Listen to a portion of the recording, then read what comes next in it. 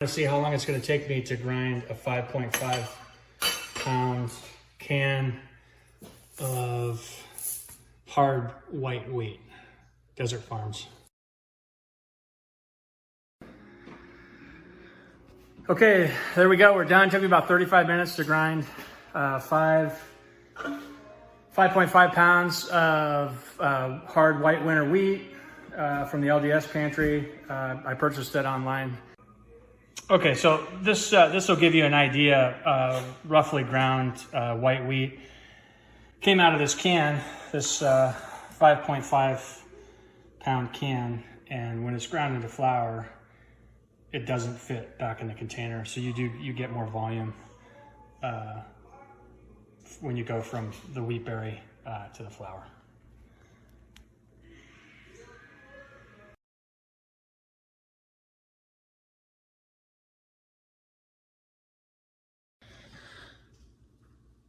Okay, wow, that was some pioneer level workout there. 5.5 pounds of wheat berries. I did 2 grinds. First one was a coarse grind, kind of like a cornmeal consistency. The second grind through, I went to a powder, something that's a little bit better for finer baking. Gives you a more tender crust. So it took between 2 and 3 hours. Okay, day 2. This is Scott with Ready Squirrel. Yesterday, I ground 5.5 pounds of wheat berries into flour. The first thing I'm going to do is I'm going to count to see how many actual cups I got out of this, how many cups of flour. And then after that, I'm going to video me making some pasta, 1 egg to 1 cup of flour ratio. And so let's get started here. This is pretty simple, but I know I've seen statistics online, how much flour you actually get for X, Y, and Z, but it seems to me there's a little bit of waste, and I wanted to kind of have a better idea of how much flour I was actually going to get out of this. So I've got my measuring cup here. Let's see, and I'm going to make a mess, and I'm going to waste some, just like when I ground it. And that's the thing, is like you just waste stuff. I'm going to go ahead and cut this in. I was just thinking as I was setting this up that I learned how to do this with the back of a knife with the best baker I've ever known, my Grandma June. I mean, I had to be 11 watching her make coffee cake. It's crazy the things that you pick up. Okay, 1 cup.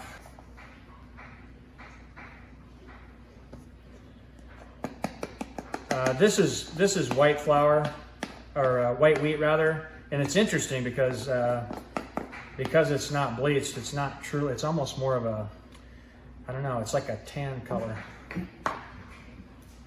2. Let's go for the 3. If you're doing, if you're using wheat berries in your pantry, you want roughly 150 pounds of wheat berries per person for a year's supply. You wouldn't want to make everything into flour in one go, which you saw yesterday. If you're doing it by hand, that's not really, well, it'd be a full-time job for a week to do, or more, to do that. Because flour doesn't have nearly the shelf life of the wheat berry. Wheat berries, if they're hermetically sealed in a food grade bucket, 5-gallon food grade bucket, or Mylar with oxygen absorbers, you can get 30 years out of them. Or you're not going to get that with flour, rather. Let's pour some of this in there.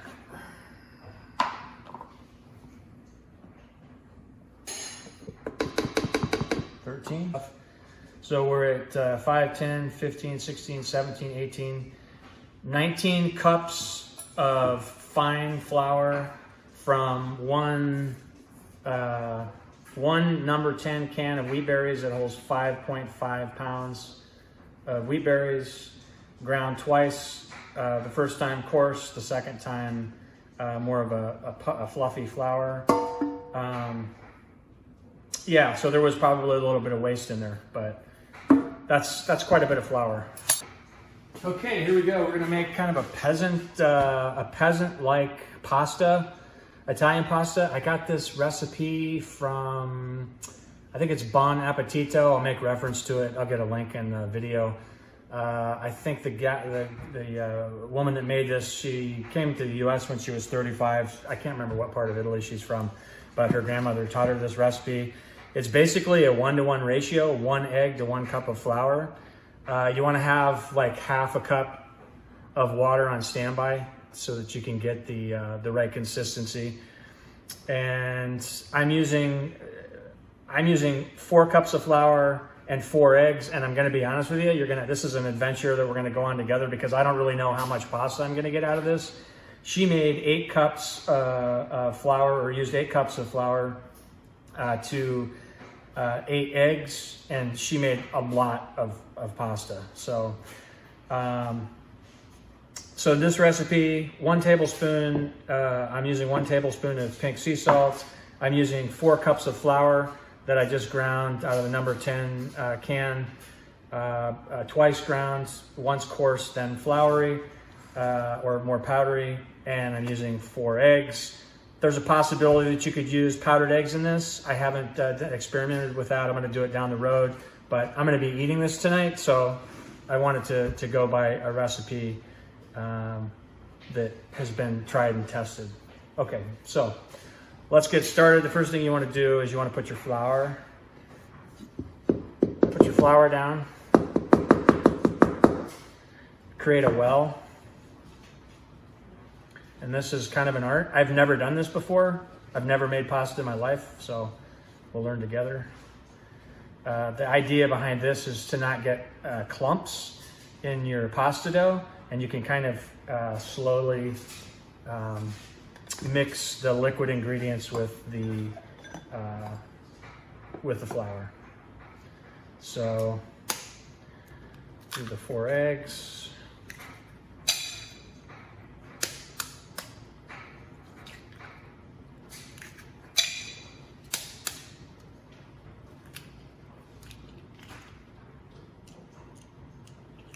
I've seen some recipes where the whites are separated from the yellows. This is a long-term storage type of a recipe for emergency preparedness. I don't know about you, but in that scenario, I'm not going to be going for, I'm not going to be wasting any of my eggs, white or the yellow. Okay, so then I'm going to mix these eggs up.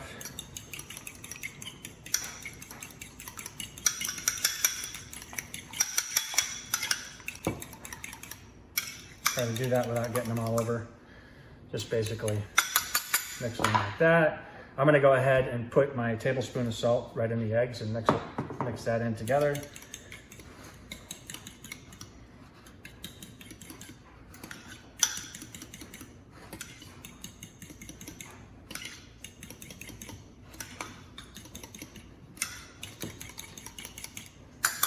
I'm not gonna put it all in at once because the lady at Bon Appetito did not put hers all in at once. She kind of did it a little bit at a time, so I'm going to follow her lead. She's probably been doing it for longer than I've been alive, so I'm thinking it's probably a good move. And it's a very dry, stiff dough that you're making here. And she explained that the reason for that is you don't want the dough to stick to the pasta machine when you're actually cutting it. You could actually cut this pasta by hand too. You don't have to use a machine. You could use a knife, roll it out with a pin, but I am going to use a pasta machine today because I have one. So let's see. All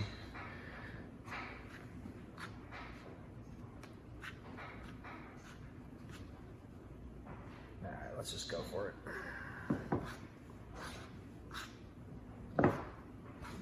Hands are clean. At some point I'm going to jump in here with my hands. I don't know why I haven't already done it. It's more fun.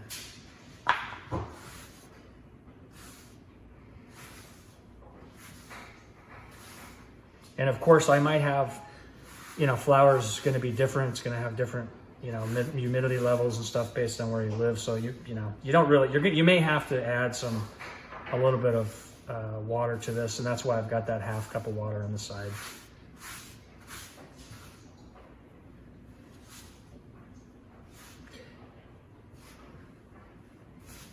And I did notice, one thing I did notice when she was making her stuff is her eggs were like monster sized. And my eggs are just kind of the standard, you know, standard size, so.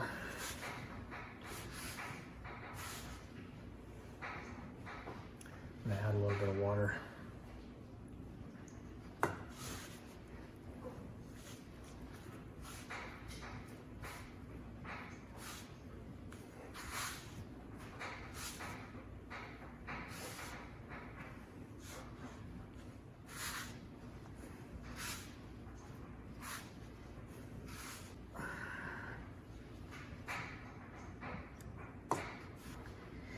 And you can do this with all-purpose flour.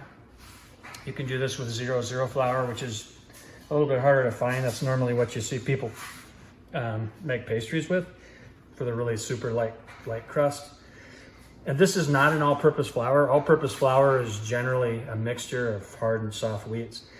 And this is just straight up hard wheat. So this is, I'm guessing, gonna be a little more like working with semolina, which is kind of a coarser, tougher flour. And it's, you know, it's quote unquote typically the flour that you see, you know, where pasta is made with, but I think I'm gonna have to go with some more water here. I might have just killed it with too much, but we'll see. So we're gonna need this until we kind of get it where we want it, which we're not there yet. We still got some dried ingredients in there. I'm kneading it in on itself to try to get all of the ingredients mixed in. I'm gonna wrap this in plastic real quick, if I can find it. Should have had this out, I didn't. Actually, I'll use a Ziploc bag. Okay, so we're gonna let this sit for an hour. So that you don't want it to go dry, and you're putting it in the plastic to maintain moisture. All right, so that's the beginning of making pasta from your long-term storage wheat. The dough's been resting for about an hour. Cleaned the board off. So let's go to the next stage. This is, for some reason, the part that makes me nervous. Just to give you a heads up on this, this dough can be used for fettuccine, spaghetti, lasagna, and ravioli. And it actually looks, to me, it's darkened up, and it actually looks like it's almost whole wheat at this point. So you want to dust your board with flour.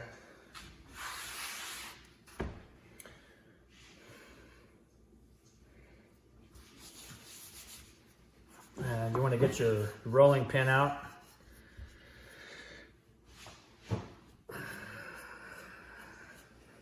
I am definitely not a pro when it comes to a rolling pin.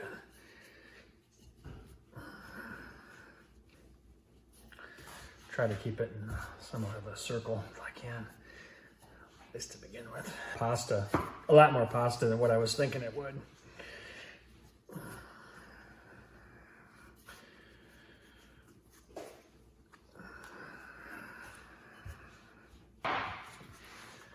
Dust that a little bit more.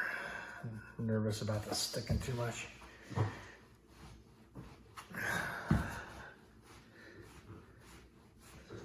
This is fun and really cool. There's something to be said about, you know, taking the grain in your long-term storage, or the wheat berries, and making your own pasta. It's kind of cool. So, I guess I could still grow some small batch. I can't remember how much wheat you get from a small area, but it's not a lot.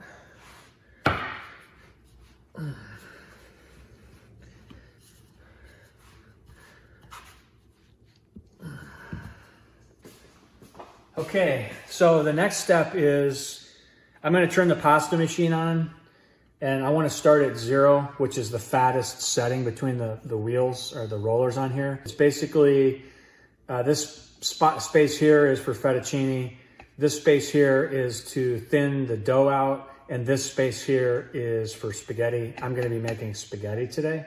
So one of the things that you want to look out for is you want the pasta needs to go through here, and you want to dust your dough with flour so that it will actually go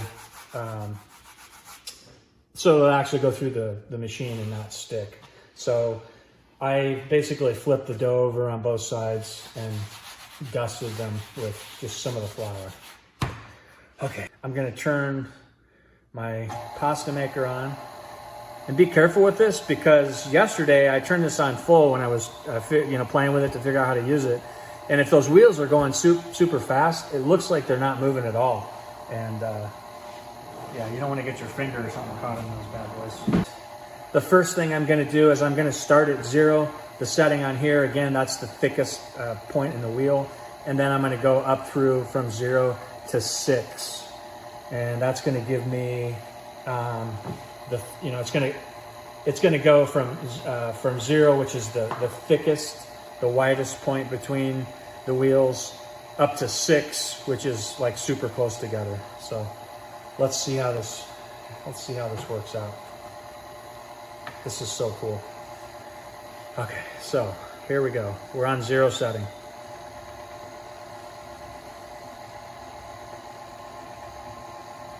And I'm gonna go ahead and I'm gonna do all these, and I'm gonna dust them every time I go through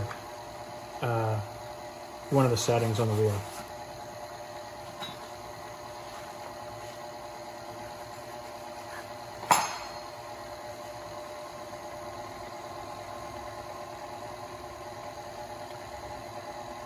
Ooh, that was a little thick.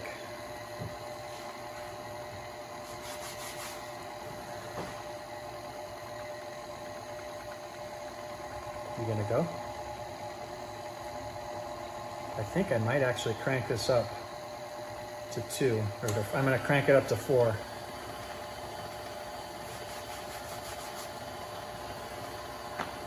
And again, I'm dusting.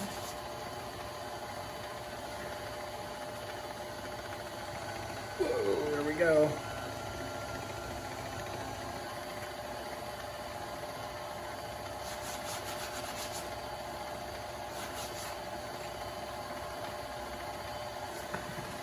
I'm going to cut this in half because I think this piece is too wide. So that's what I noticed, is you progressively cut these pieces down to fit between the rollers. Each time you pass it through, and then you go to the next closest setting. We're on 3, and I'm going to jump to, you know what? I'm going to take a chance. I'm going to jump to 6. And let's see how this works. Let's try a piece and see if it works. I don't know if it's going to make it too thin or not.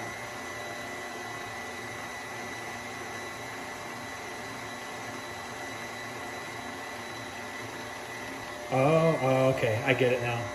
Yeah, if you go too thin up front, well, not only does it butcher the piece like that, but it doesn't fit between the rollers. I guess that's common sense, right? Okay, so we won't do that again. I'm going to turn it off. I'm going to back it to 4. So the roller setting right now, I went from 3 to 4.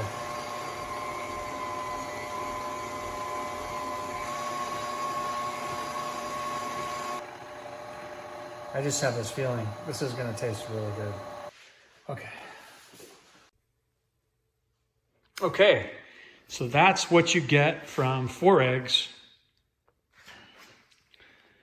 4 cups of flour from your long-term emergency food storage. I'll back up a little bit, give you a full view there. Thing of beauty.